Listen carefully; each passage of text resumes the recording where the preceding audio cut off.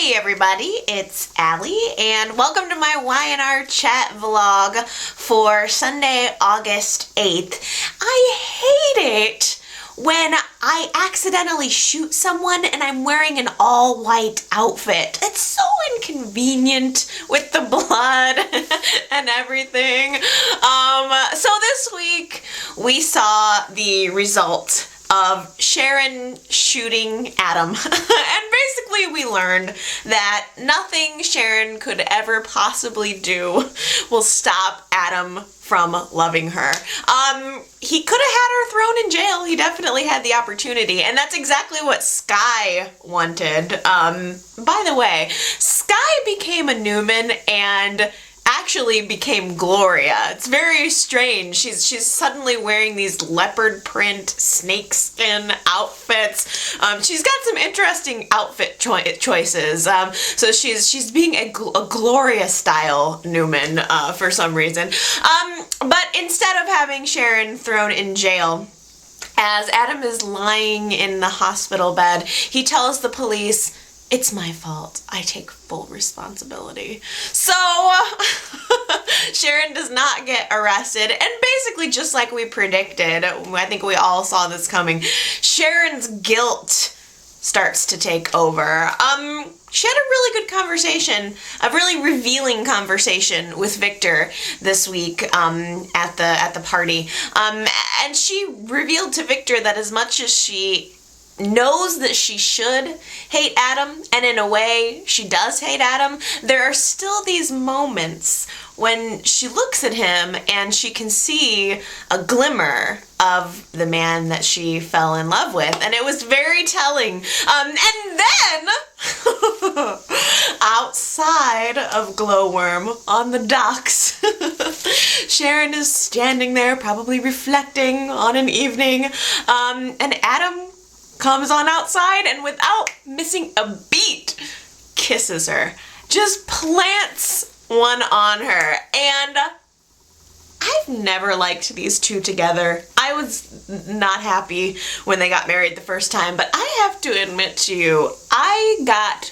goosebumps when they kissed. It was just building and building, and then it happened. It's like, I know that Adam is a villain and that I'm not supposed to like him, but maybe that's just it. It's like, maybe it's the contrast, you know, because Adam is nothing short of a psychopath and Sharon is like Snow White, you know? So I kind of feel like something about this combination of good and bad is really appealing to me. I don't know what that says about me, but I want it.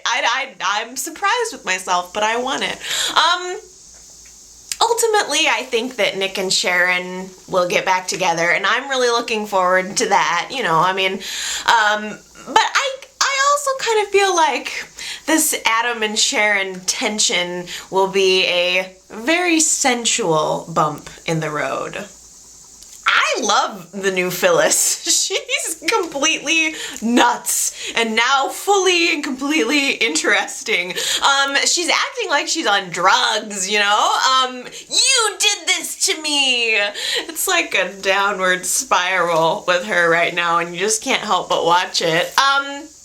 You know, I actually think that Phyllis was a little hard on Nick this week. A lot hard, actually. I don't think that Nick was ever trying to hurt Phyllis. I don't think that was his intention. If anyone's to blame, it's both of them, you know, for not being honest with themselves about their relationship. I mean, at the time that Phyllis and Nick got together, Cassie had just died. Nick was still reeling over that, and because of Cassie's death, he had treated Sharon terribly. Before he even ever cheated on her, he was isolating her, he was isolating himself from her, he was withholding emotionally, and then he did end up cheating with her. He got Phyllis pregnant, and maybe by marrying Phyllis, Nick was trying to be a good guy again. I don't know. I'm not saying that his feelings for Phyllis were never genuine. I think that Phyllis and Nick had a good relationship, and I have always liked them, and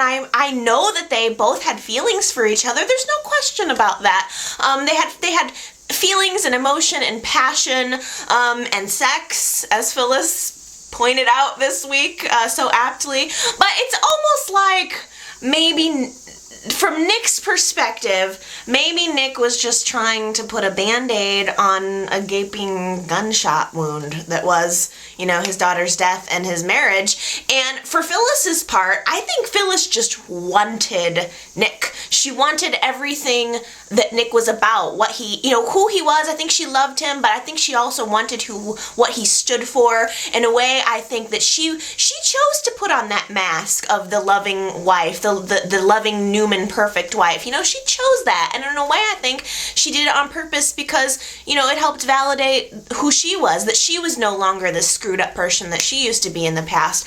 And I think too, in a way, maybe Phyllis wanted Nick so badly because she couldn't have him, or knew that emotionally she was never going to fully have him. She certainly would not be the first person to ever make that mistake. But I guess my point is that I don't think that either of them were trying to hurt the other one. It takes two to create a relationship and to destroy one. If Phyllis wants to allow this to become her own undoing, then that's her choice. If she wants to continue further down the spiral, then she's free to do that. Or she could pick herself up. She could be the strong person that we all know that she is, you know? She could get a job. She could get a boyfriend, you know? Make Nick jealous. Really. That's a lot better. That's a lot better of an option, I think, than channeling the spirit of Courtney love. Well, it looks like we've seen the end of Stacy Haiduk, for the time being, at least. There was a sad but wonderful goodbye between Emily and Jack this week. They've been struggling, you know, for at least the past month to put their relationship back together. And Jack had this adorable idea of putting up a Christmas tree and having them decorate it together to try to help remind them of the time during the winter when they fell in love. And it was unfortunate, but true to form, that neither of them were able to put their business lives aside for long enough to make the connection with each other. That they just were not able to make the connection, and it was very sad. As Jack said, you can never recreate the past. Isn't that true? No matter how hard you may want to try, you could never recreate the past. So it just wasn't working, and I will admit that I had a tear in my eye for those scenes. Just thinking of Emily's little ice skating ornament hanging on the tree as one of Jack's past memories. It was very sad. I had a tear in my eye. But never fear. We still have a great opening for a return for Stacy Haiduk. Here we thought that Patty was gonna go be a nun in Canada, when instead she's sleazing it up in a bar in South America, calling some guy Jack. And she got a kitty tattoo. I'm really actually very happy that was kind of tacked on there at the end. It was a nice little twist, and it leaves it wide open for a return for, you know, an actress that I really have enjoyed in the last couple of months. She wasn't my favorite at the beginning, but I started to warm up to her at the end. So it leaves a wide opening, I think, for her return, and I'm really looking forward to that. So Chance has confessed that the drugs were his so that he could get thrown into jail to root out the dirty cops. You know, I almost wish that Chance were doing heroin, because then it would make him more interesting to me. I'm sorry to say that, but it's true, and it was my first thought. Especially now that Chloe's kind of off of the scene a little bit more. They're migrating her away from that storyline. It's just, I'm having a hard time being interested in it, to be honest with you. I can't believe that Chloe believed for even a second that the drugs were Chance's. She seemed to buy it and kind of write it off, you know? But I think that's just more evidence that Chance and Chloe are not meant to be together. And if Chloe's moving off of this storyline and all we're left with is Chance and Heather is just not keeping my attention. I feel like there's nothing unique about this character anymore.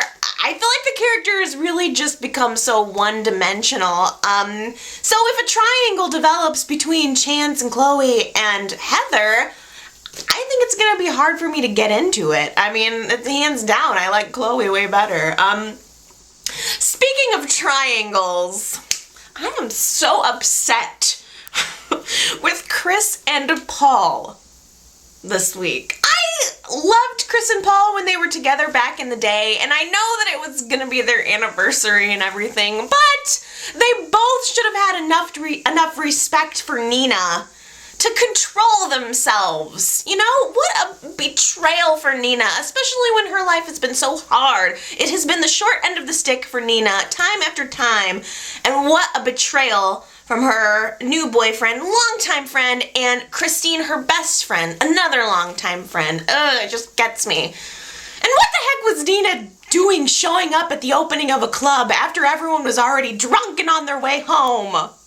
Well, thank you guys for letting me know that YouTube now has a 15-minute upload limit. That gives me a lot more breathing room to chat. I'm still going to break this up into 2 parts though. So this is going to be the end of part 1 of my video series for today, but I will post a follow-up soon. And I got to talk about glowworm. You know I'm going to talk all about that. So check back soon and I will have that uploaded. I'll see you then.